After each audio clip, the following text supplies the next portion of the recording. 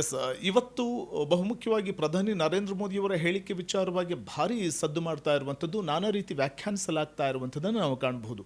ಮೋದಿಯವರ ಈ ಕಠಿಣ ನಿರ್ಧಾರದ ಹಿಂದಿನ ಅಥವಾ ಕಠಿಣ ಕ್ರಮದ ಹಿಂದಿನ ಸಂಕೇತಗಳು ಏನೇನು ಅಂತ ಅನಿಸುತ್ತೆ ಅಂತ?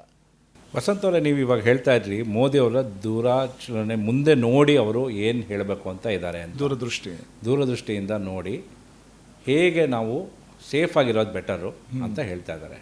ಅದೇ ರೀತಿ ಎಷ್ಟೋ ಜನ ಇವಾಗ ನೀವು ಹೇಳಿದ್ರಿ, ಒಂದು ಭಯ ಉಂಟಾಗಿದೆ, ಏನೋ ಲಾಕ್ಡೌನ್ ಆಗುತ್ತಾ, ತುಂಬ ಏನೋ ತೀವ್ರವಾಗಿ ಎಕಾನಮಿ ಬೀಳುತ್ತಾ, ಅದೆಲ್ಲ ಯೋಚನೆ ಬರ್ತಾ ಇದೆ.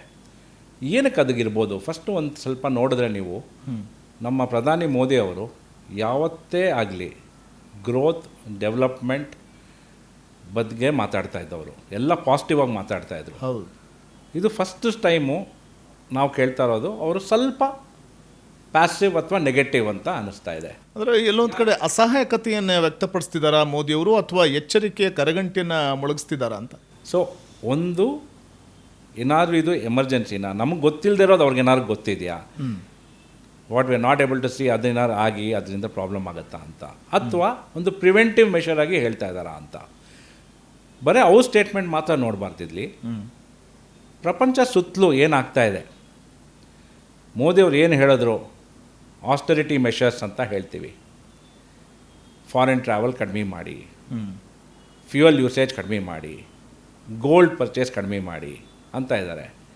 ಇದು ಬರೇ ನಮ್ಮ ದೇಶದಲ್ಲಿ ಅಲ್ಲ, ಇದು ಪ್ರಪಂಚ ಪೂರ್ತಿ ನೋಡಿದ್ರೆ ಯುರೋಪಲ್ಲಿ ಕೂಡ ಇದೇ ಶುರು ಮಾಡಿದ್ದಾರೆ. ಎನರ್ಜಿನ ಸೇವ್ ಮಾಡಿ, ಶ್ರೀಲಂಕಾಲಿ ಎನರ್ಜಿ ಫ್ಯೂಯಲ್ನ ರೇಷನ್ ಮಾಡೋಕ್ಕೆ ಶುರು ಮಾಡಿದ್ದಾರೆ.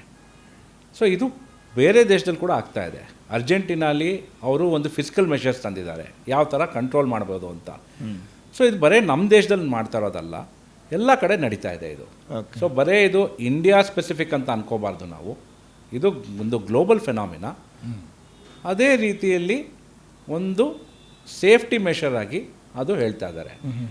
ನನಗಂತೂ ಕಾಣೆ ಕ್ರೈಸಿಸ್ ಉಂಟಾಗುವಂಥ ಪರಿಸ್ಥಿತಿ ಬರೋದಿಲ್ಲ, ಲಾಕ್ಡೌನ್ ಅಂತ ಪರಿಸ್ಥಿತಿ ಬರೋದಿಲ್ಲ. ಆ ಲಾಕ್ಡೌನ್ ಆಗಿದ್ದೇ ಬೇರೆ ಕಾರಣ.